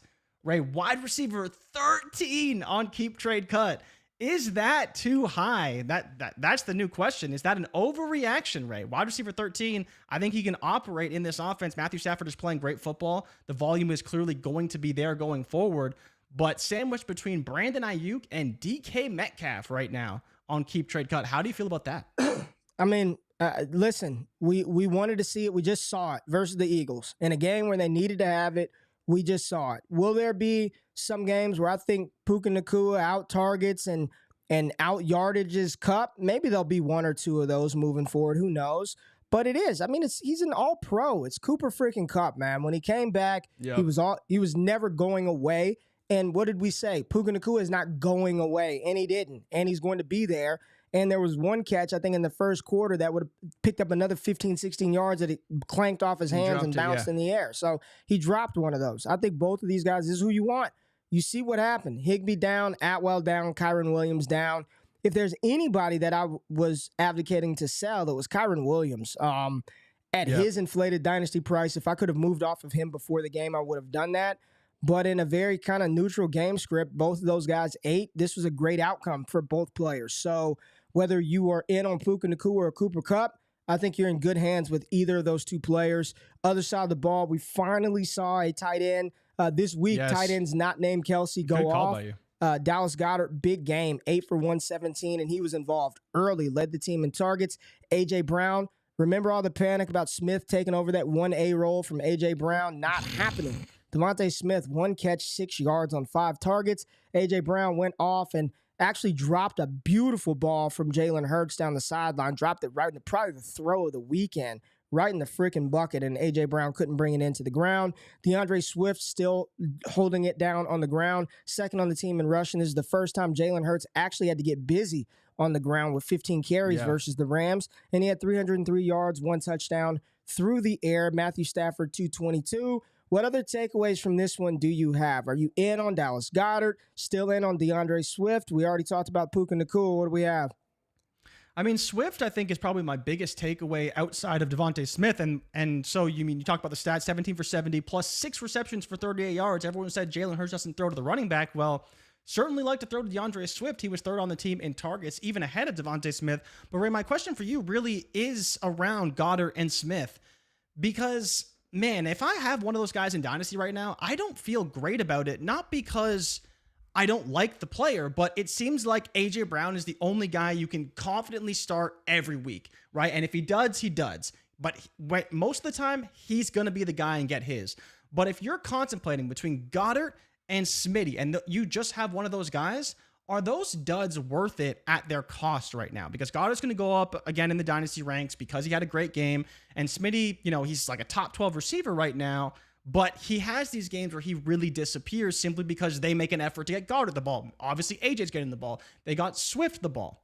So how do you feel about both those guys' values going forward? More so with Smitty because he's such a highly valued receiver. Yeah, man, Smitty's good. It's one game. Smitty's good. It's AJ Brown. He's the 1A in that offense, no doubt. Smith is good. He's the complementary receiver. He is Puka Nacua to Cooper Kupp. He is that's his role. He's T. Higgins to Jamar Chase. So dynasty value, I feel the same as I did yesterday. If I have him, great, and if I can move him for higher return than I got him for, fine as well. I'm not going to overreact to Dallas Goedert. I still think that whole cluster of tight ends is just a dead zone, but a good game from him. And I see Tater talking about KTC. He said, come on, KTC is always an overreaction. Scott Connor talks about that. Like, yes, that is the game in which we live. Dynasty today is not for level-headed, rational takes. It is overreaction season 24/7 and a good indication of how the overall market views these players. So he said, is anyone actually preferring Puka Nacua to DK? Yeah, me. I would. Yeah, like there's not would. even a question. And this is what makes Dynasty work. And he says, I would send my Puka for DK 8 days a week. You're the type of manager that I want to trade with then. Because then what I would do is send you my DK for your Puka plus. Like, let's get that deal done. Give me the leverage. You can get the guy that you want. But everything from a metric standpoint, it's not even close which receiver I'd want. Outside of the name of DK Metcalf and the fact that he's been around and you've seen him produce longer, but everything from an advanced analytics standpoint, there's no doubt I would rather have Puka Nacua this season and moving forward. I can trade the dynasty market and pick up DK whenever you want. Nobody that has DK Metcalf is like, I can't ever trade DK Metcalf, ever. Like that is a statement that will never be spoken. So I would take the production, and if I wanted DK, I could buy him back at any moment, at any time, Jay. Let's go to the Cincinnati Bengals and the Arizona Cardinals game. The desert. Let's go, man. Back. The Bengals are back. Burrow is back. Chase is back. What a freaking game in this one. Josh Dobbs, the magic seemed to wear off a little bit in this one. James Conner got hurt, which led to Rondale Moore leading the team in rushing yards, which is wild. Hollywood Brown continued to do his thing down the field. 10 targets, scored a touchdown. But this was all about Cincinnati, Jay. Jamarvelous Chase, 15 for 192, 3 touchdowns on 19 freaking targets, Jay. Talk about it. Jamarvelous Chase, what a freaking game from this dude, man. What do you have to say? Baller of the week, man. Baller of the freaking week. Easily baller of the week, which is crazy, Ray. He outproduced DJ Moore, which is insane because DJ Moore obviously 3 touchdowns and 230 yards. But Jamar Chase, he's always open, Ray. He's 7-11. He's always said it, open. And we played it on the show. He backed it right up. 15 for 19, 192 I think and we 3 still touchdowns. have it right. Jay, let's hear. Is this it? Is this it? I'm open. I'm always fucking open. Excuse my profanity. I'm sorry. I'm open. I'm always fucking open. Excuse my profanity. I'm sorry. He told you. He told you he's open. He's always effing open. Jamar Chase, open. 15 catches, Jay. Jamarvelous, man. What do you have to say about those Cincinnati Bengals who are now 1 game out of the AFC North lead? Thank God, Ray. I think that's what I got to say. Thank God, because I was concerned, and I think a lot of people were concerned, and rightfully so. People can dunk on whoever for saying that they didn't believe and Cincinnati was going to get it right, but the outlook for Cincinnati was bad, and Joe Burrow wasn't playing well. But in this game, we've seen a lot of teams struggle at times against the Cardinals, but the Bengals were not one of them. They said, Joe Burrow, go out and win us this game. 36 for 46, 317, 3 touchdowns, 1 pick. And you talk about Josh Dobbs, 15 for 32, 166, 2 touchdowns, but also 2 picks. The pick 6 felt so bad for him. Thought the throw was okay. Unfortunately, went right through the defender, right over the player's head, right to another defender on like the 10-yard line. Easy pick 6. It's just tough, man. It's just tough. If you feel bad for Dobbs because he has been playing so well, but the main story is Cincinnati might just be back. Even though the running game wasn't great, Joe Mixon did get 25 carries for 81 yards and caught a couple passes out of the backfield. So great usage from Mixon, even if the production wasn't, what we kind of hoped for from a yards per carry, total yards perspective. But Burrow is back, Chase is back, and hopefully at some point Higgins will be back, and this offense will be back to what we all expected early in the year. Yeah, man. Just good. I mean, Burrow was good. Chase was awesome. Mixon, 25 carries, man. Mixon, 25 carries. What happened to James Conner? What was his injury again, Jay? Connor? Knee injury. Jeff thinks it could be an MCL sprain potentially for Connor, so he could miss a couple weeks. Right. But I mean, the same thing with Pickett, right? People feared an MCL sprain for Pickett, and he played this week. So, but running back is obviously different, right? You'll get more strain on that knee and probably need more rest. And for Connor, like, there's no reason for this guy to be suiting up every week when they're probably going to lose every game, and he's just going to get hit repeatedly. All right, Jay, we got the Chiefs and the Vikings, which this game was. I was very excited for this one because, again, highest over-under on the slate, Jay.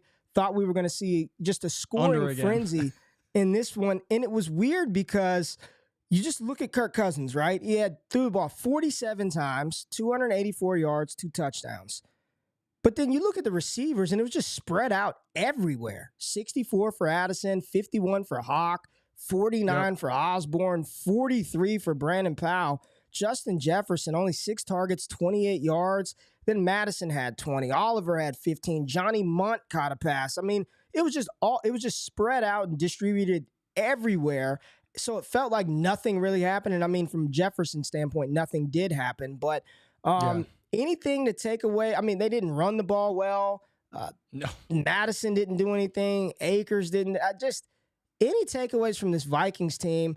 They're 1-4, Jay, but they have been like one possession away from being 4-1 every game this season. It's just like a possession here or there.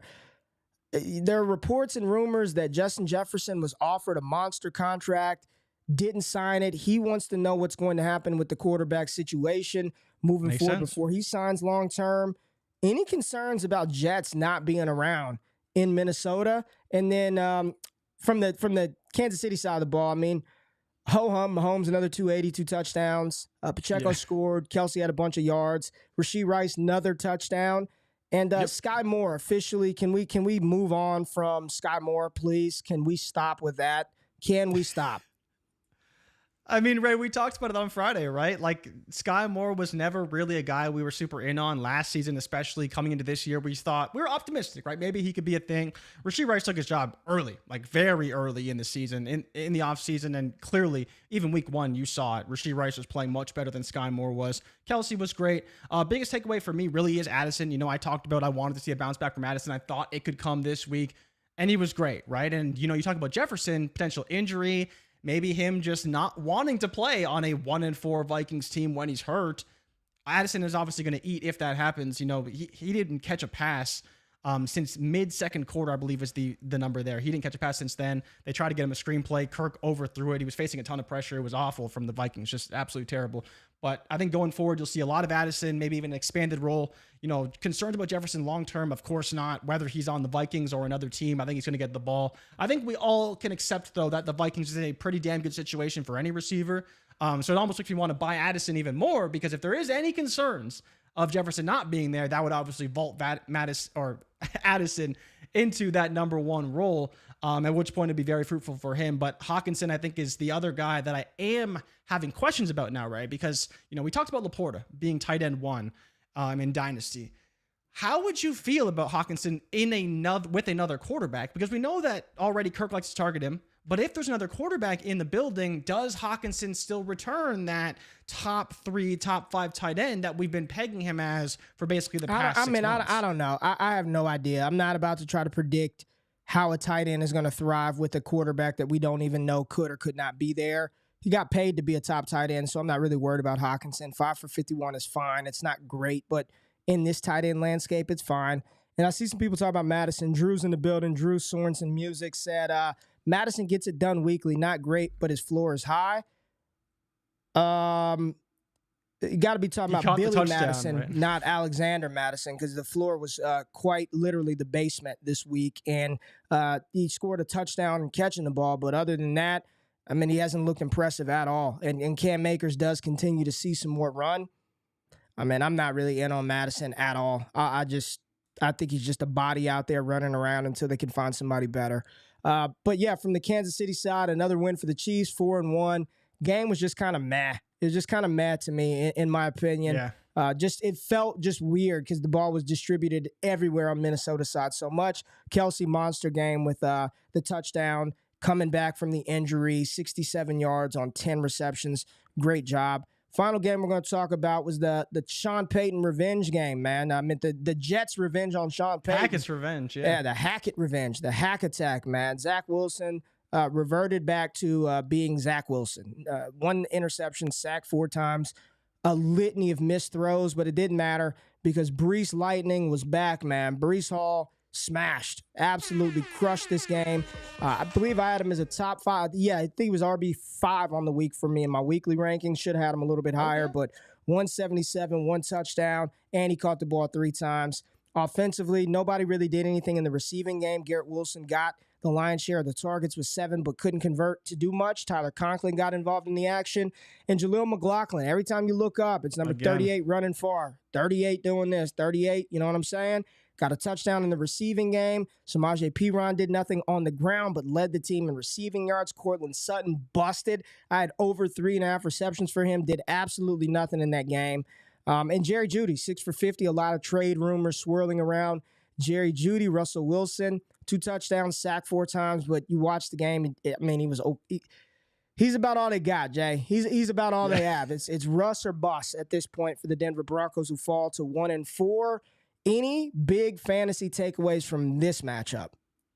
It's really just Brees Hall being back, right? Had the lion's share of the opportunities, which is what we wanted to see. Robert Saleh said, no snap count for Brees Hall, and Brees Hall obviously delivered on that front. But outside of that, there's literally nothing. Like, the Jets were okay. You know, you talk about Zach Wilson, wasn't great, but, you know, he got the job done. Good for him. Big win on the road. Yeah, for on the road. The New York Jets. You know, Russell Wilson is interesting because in terms of the actual season, he's been pretty good for fantasy. Yes. I believe he's like QB 8 or whatever on the year, which is absolutely insane. But the strip fumble wasn't good. Obviously, the Broncos are awful. They should be selling. There was reports that pretty much everything is on the table, especially on the defensive side for them. So we'll see what happens. But on the offensive side, they say, at least right now, they're not looking to move any offensive weapons, but as you mentioned, Jeudy is definitely on the block, and not a great fumble from Marvin Mims on a punt return as well. That kind of sucked for him. That might have limited his snap counts because we know that Sean Payton, he loves his guys, but it doesn't seem like Marvin Mims is one of his guys. But Jaleel McLaughlin definitely he traded is. Up for him. How's that even work? He traded up for him. Good night. You never know what you're going to get until you got it, right? Maybe he didn't like what he's got, so we'll see. Yeah. But yeah, it's McLaughlin for sure. Like, he is the guy you want. Sean Payton clearly loves him, going to utilize him. Good for him, man, because he's a great story for the Broncos and for this team. If you got him, just ride him because he's going to be pretty good probably going forward. Well, we've got Raiders and Packers tonight, Jay. Jordan Love versus Jimmy Garoppolo. Monday Night Football, Packers 2-2, trying to get to 3-2, and the Raiders trying to get to 2-3. Over under 45.5 with Vegas favored by 2 points. How you feeling about this one tonight? I'm intrigued, man. I think that this is really interesting because we have Jordan Love, right? I think in a pretty good spot against the Raiders defense that is beatable, right? You know, you look at the Raiders defense and you say they've made some plays. They have a great pass rush with Crosby leading the way, obviously. So can Jordan Love navigate that pressure? And on top of that, we have Aaron Jones back, Christian Watson back, obviously Romeo Doubs, full complement of weapons. So what does Jordan Love do in this game with pretty much everybody back and, you know, everything at his disposal as far as the playbook is concerned? Hopefully we see like very minimal A.J. Dillon because he has not been good. But excited to see what Jordan Love can do overall because I think it is a decent matchup for him. And then the Raiders as well, right? How does Devontae Adams look? Because he is coming off injury, and so we'll see how he's feeling. Jacoby Myers should be great. And obviously that consolidated target share for Jimmy Garoppolo between Myers and Adams has been great for fantasy. So hoping to see more of that. What can they do versus this pretty solid Packers defense? But I think the story for us, at least, is Jordan Love and how he ultimately looks against this Raiders team tonight. Yeah, 100%, Jay. All right, man. Well, we went through the whole thing. Those were the recaps. Those were the fantasy takeaways coming off of a majority of Week 5. We still got the game tonight, Jay. Got a couple of super chats I want to holler at real quick in the chat. Shout out to my dog Stanley, man. Stanley's been rocking with DD for a very long time. Appreciate the super chat to Stanley. How's your best ball going? What's your highest scoring team, pre-draft, and the BBM4 tournament? Stanley is referencing Underdog Fantasy. I max entered the BBM4 contest, Stanley, and I'm looking at my teams right now. The top team that I have right now is a team that has Josh Allen as the quarterback with Kenny Pickett, a 2 QB build. Running backs are ETN, Najee Harris, Miles Sanders, James Conner, Antonio Gibson, and Devon A. Chan. Those are my running backs. Let's go. Receivers are London, Gabe Davis, Jahan Dotson, Wolf. Jalen Hyatt, Zay Jones, Alec Pierce, Terrace Marshall, Nico Collins. Tight ends are Travis Kelce, Dalton Kincaid, and Hunter Henry. So 607. Huh? Hunter Henry filling in for Kelce for the first couple of weeks. Yeah, for the first couple of weeks. You look at this thing and you're like, really? That's the team that's getting it done? But it is what it is. That's the team. You got Chan, you got Collins, right? Some guys that were a little lower in ADP that are definitely lifting up that squad for sure. Lifting up that squad. So that's the one. I've got 1, 2, 3, 4, 5, 6 of 150 that are currently like qualified to advance right now. So not still some great. work to do. Yeah, I got some work to do on that front for sure, Jay. But we got another one right here from David from across the pond. He's feeling good. David is one of our patrons. Shout out to David. I love this dude, man. Bills were stupid traveling on Thursday. Only time you should travel to London that late is when Jay, Rich, and Ray come join me for the Jags game in 2024. I'll sort out the tickets between the 30. Jay, we gotta go. David has been trying to get us to go to across the pond for a year and a half now. We're gonna make it happen. DD could pay for it. We're gonna make it happen one of these days, man. We got to get over there, catch a game in London. Let's do it, man. I'm dead ass serious. We got to do it, man. We're gonna make an event out of that. We're gonna do that. So yeah, David. So you know, I will be in London end of May, early June next year for a wedding. There it is, man. For a wedding. Yeah. Jay Rich My is buddy getting was sending me some. My buddy was sending me some pictures. He had the NFL experience literally right outside his apartment building for this week. It was pretty funny. He's like, "What the hell is this?" There it is. Doesn't care about football at all. Well, we appreciate everybody for watching this stream, for tapping into Destination Devy. Make sure you go to destinationdevy.com to check out all the dope content over there. I'm going to be putting out a 2024 sort of big board later today. That'll be up today or in the morning. We've got a bunch of content over there, injury articles, podcasts. You can find them on the Destination Devy radio feed. Make sure you tapped into the Overreaction podcast with Chase and Cody that drops tomorrow. Got waiver wire shows, got a bunch of stuff. Rookie Report, Trinity Report, all going up. And then Breakfast and Bets this Wednesday with me and Mitch previewing the Thursday night game between the Broncos and Chiefs, I believe, or Thursday Night Football. This week, Broncos and Chiefs. There's new content dropping. And then remember, roster reviews for all your rosters that stink. Click the link in the description of the video, or you could scan this QR code, do a bunch of different stuff, but get your teams reviewed so Shane and Scott can help you all dynasty better. Jay, anything you want to say to people before we get out of here today? No, man. Enjoy the game tonight. I think it will be a pretty good one, but thank you so much for tuning in. Make sure you like, subscribe to the content, and we'll see you guys on Friday for more Wake Up.